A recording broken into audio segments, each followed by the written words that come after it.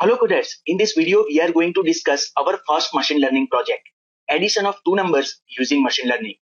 Main purpose of creating this simple project is to explain you some important concepts of machine learning using sklearn, scikit-learn. As we know, in the traditional programming, for the addition of two numbers, we require only one statement, C is equal to A plus B, right? But we are going to solve this using machine learning techniques. So what we want? We want computer learns this using data without program explicitly. So for that, as you can see on the screen, I have created a very simple data set using Microsoft Excel that you can create very easily. If you want to use my created data set, you can download it from my GitHub account. Link is given in the description of this video that you can see over here. X, Y, and sum. So 1 plus 1, 2. 4 plus 4, 8. Likewise. So this way, I have created very simple data set to perform addition of two numbers using machine learning. So let's get started. So as you can see over here, I have created this table using first 5 rows from our data set that you can see over here. Our X and Y, which is our independent variables.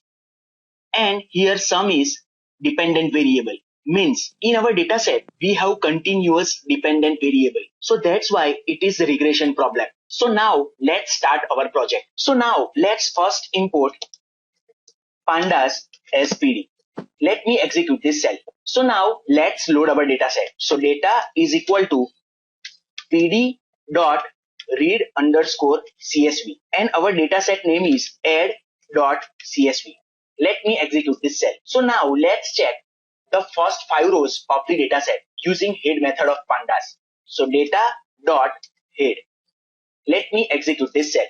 As you can see over here, X, Y, and sum. So now, first of all, let's check the relationship between independent variable and dependent variable.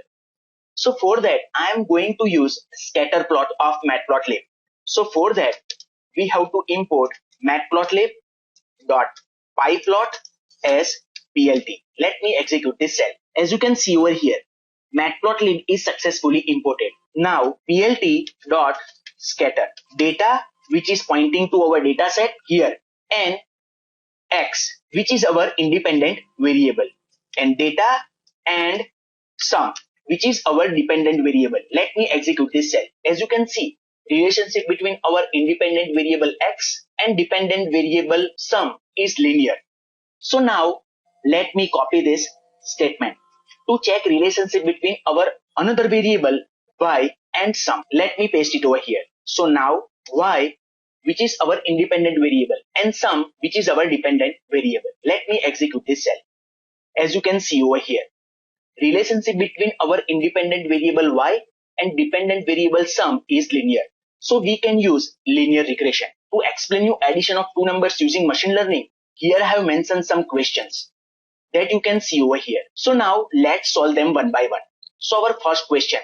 In this question, we have to store feature matrix in X and response variable, which is also called as target variable, in vector Y. So let me write X is equal to data, and here X comma Y, our independent variables, and Y is equal to data and our dependent variable sum. So please remember, why to store feature matrix in X and response, which is called as a target variable in vector Y. So please remember, for the model training, we have to store independent and dependent variables separately. That's why here we are storing independent variable and dependent variable separately in X and Y. Please remember, here I have used a capital X because it is a matrix, and here I have used Y in lowercase because it is a vector. So please remember, here case doesn't matter, but better to use professional way. So now let me execute this cell. So now we have separated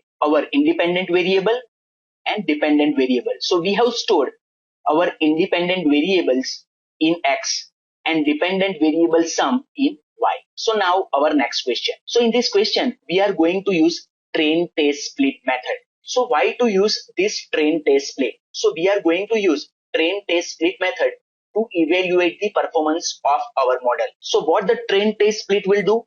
It will split the data into two parts, a training set and a testing set. In second step, we are going to train our model on training set. In third step, we are going to test our model on testing set.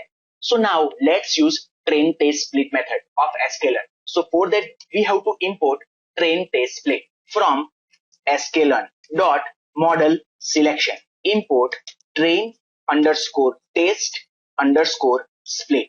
Let me execute this cell. As you can see over here, our train test split method is successfully imported. So now let's use train test split method. And here I am going to press shift tab to check docstring of train test split. As you can see over here, split arrays or matrix into random train and test subsets. As you can see over here, these many parameters we can provide to train test split method. So now, as you can see over here, this train test split going to split our entire data set into 4 parts: xtrain, xtest, ytrain and ytest.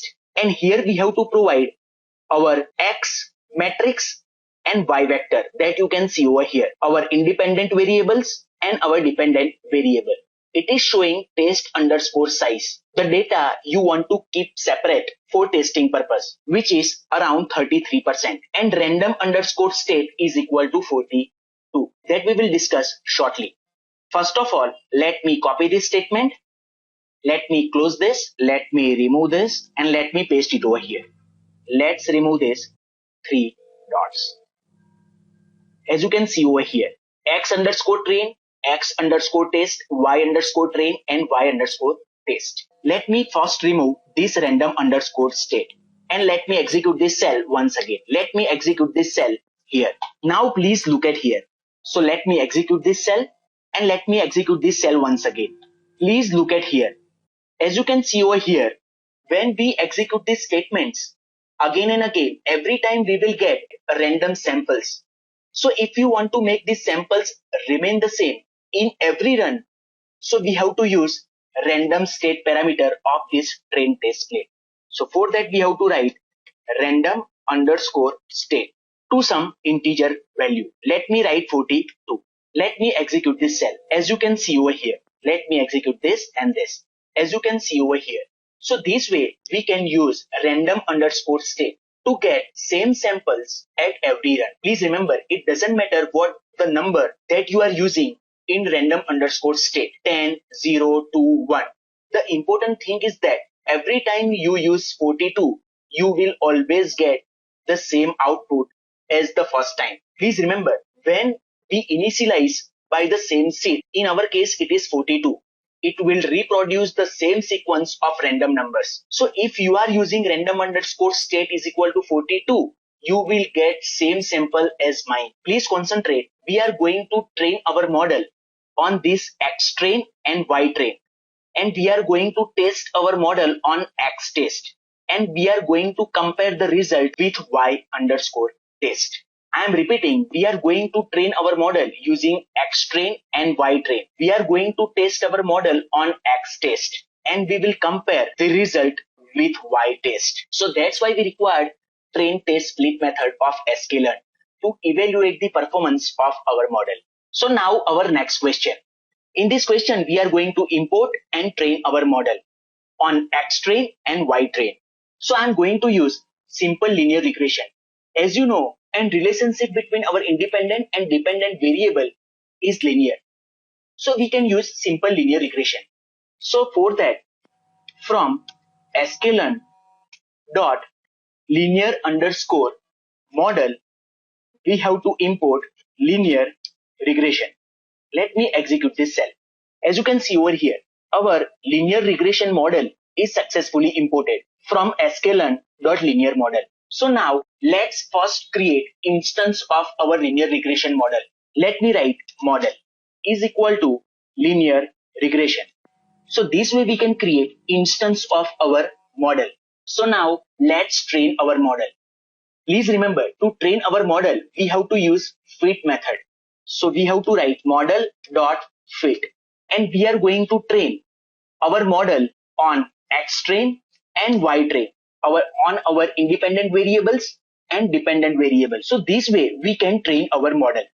So let me execute this cell. As you can see over here, our model is successfully trained. Now our next question.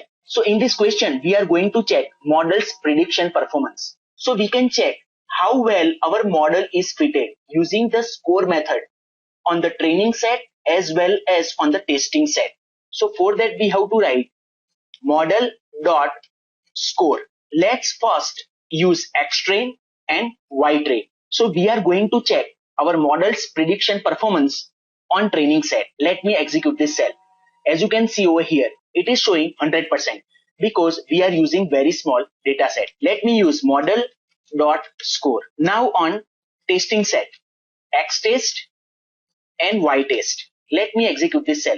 Again 100% because we are using very small data set. So this way we can check how well our model is fitted using the score method on training set and on testing set that you can see over here. So now our next question. In this question, we are going to compare the result. So now let's first perform prediction using xtest, which is our unseen samples. So for that, let me write model dot predict on xtest, which is unseen samples, and let me store in ypred. Let me execute this cell. As you can see over here, our predicted values. So now let's compare this with ytest that you can see over here, which is our actual values. So these values are predicted values on x underscore test, and these are our actual values that you can see over here.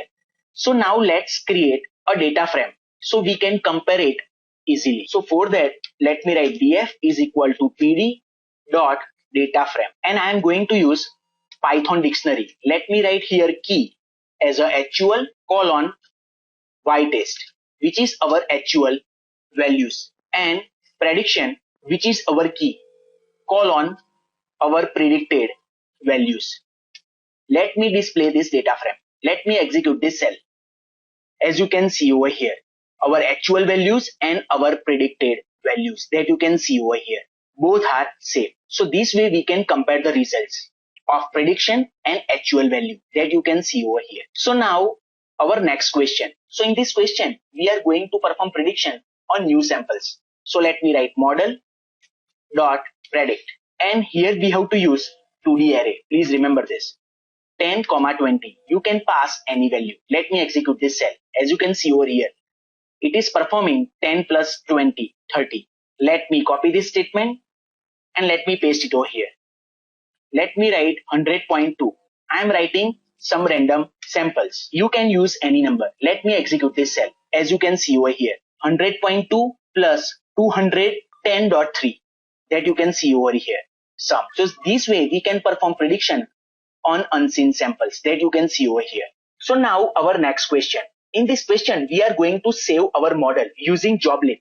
Also, you can use pickle. So please remember, if we save our model, then model training is not required again and again. We can perform predictions directly using our saved model. So let me show you this.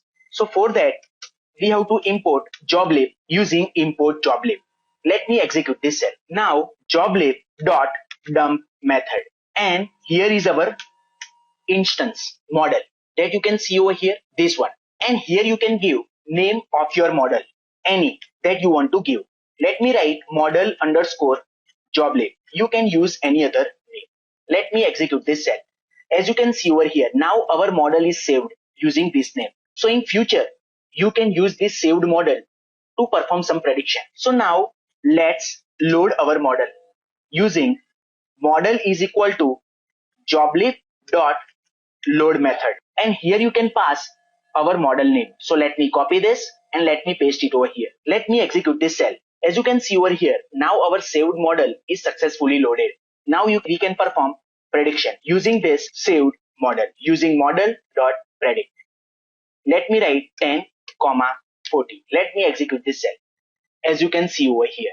So this way we can save our model using joblib or pickle. In future, I will show you how to save our model using pickle. So now our next question. We are going to create GUI for our project, addition of two numbers using machine learning. If you can understand this, you can create GUI for any other machine learning projects. So please remember, this is very important point. Before we create our GUI, which is called as a deployment of our model, we have to train our model on entire data set. As you can see over here, we have trained our model on 70% data. on X train and Y train. But before deployment, we have to train our model on entire data set. So let me copy these statements and let me paste it over here. Let me execute this cell. Now, let me copy this statements and paste it over here. Please remember, this linear regression which is already imported. So now, let's train our model on entire data set X, Y. Let me execute this cell. As you can see over here, now our model is trained on entire data set. So now, let's save our model. So let me copy this and this one.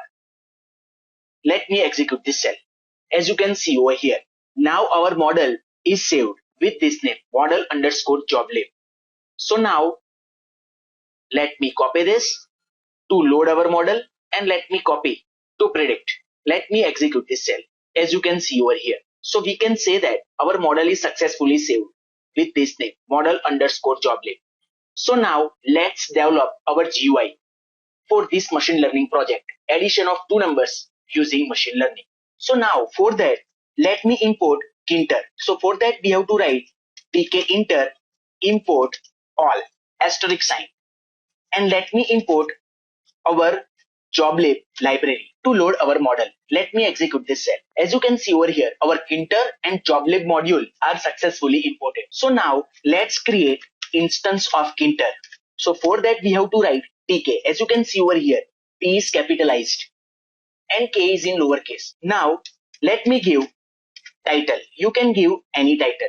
So let me write addition of two numbers using ML. This title, this one, addition of two numbers that you can see over here, our form title. Now let's create label. So for that, let me write label is equal to label, and it is in our master form. And let me write text is equal to addition of two numbers using ML. And here, let me set background color. I am going to create this one, our heading, addition of two numbers using ML. As you can see over here, background is black and foreground is white. So for that we have to use bg parameter, and let me set it to black and fg to set foreground white, and let's set into our grid at row 0 that you can see over here. This is row 0, 1 and 2, and this is column 0 and column 1. As you can see over here, it is in the middle. So for that we have to use column span parameter. So here column span is equal to 2. Now I am going to create this two label, enter first number and enter second number. For that let me use label. Again it is in master form, and text is equal to enter first number, and let me set into our grid row is equal to 1. To save our recording time, let me copy this and let me paste it over here, and our second number in row number 2 that you can see over here, row number 1 and row number 2. Now next, here I am going to create this entry widget so user can enter numbers. So for that let me write E1 is equal to entry. Let's put into our master form, and E2 is equal to entry and master. Now let's set its position using E1 dot grid. As you can see over here, it is at row number 1, 0 and 1, and also at column number 1, 0 and 1. So for that let me write row is equal to 1 and column is equal to 1. Now let me copy and paste it over here. So let me change it to E2. Again you can see it is at row number 2 but column number 1, same column, row number 2. So now next I am going to create this button with, you can see, name predict. So button, let's put into this master form and let's set text to predict, and when we press this button we are going to execute one function. You can write any function name. Let me write show underscore entry underscore fields, and let's set this inside our grid. And here is required main loop to execute this form again and again. Now when somebody will press this button, it will execute this function. So let me copy this function name and let me create it over here. And in Python, we have to use this def keyword and colon for indentation. So now let me create one variable p1 and let's get data from entry widget and cast it into float. So this way we can get data which is entered inside the entry widget of Kinter using .get method. Same for E2, second entry widget. Let me set it to P2. Now let's load our model using joblib.load. As you know, we have saved our model with name model underscore joblib. And now let me create one variable result is equal to model.predict, which is entered inside this entry that we have stored in P1 and P2. So now it will perform the prediction on this entered data on this entry widgets of Kinter that you can see over here. So now let's display the result over here. So let me enter 10 and 20. So we are going to create this one. So for that, let me write label again inside master and let me write text is equal to, you can write any, sum is, and let me set inside our grid at row number 4 and let me write label master and text which is pointing to our result, this one, and again let me set into our grid at row number 5. Also we can print the result over here in this Jupyter notebook just for checking purpose. So let me write sum is result. That will print result in our Jupyter notebook. So let me execute this cell.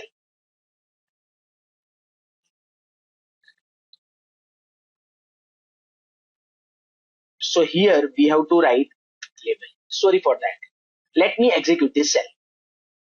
As you can see over here. So now let me enter this 10.10, 300.60. Let me press this button as you can see over here. So this way we can create GUI for our machine learning project. So hope you like this video. Please don't forget to subscribe this channel. If you like this video, smash that like button. Thank you very much for watching this video. Take care. Bye bye. See you in the next video.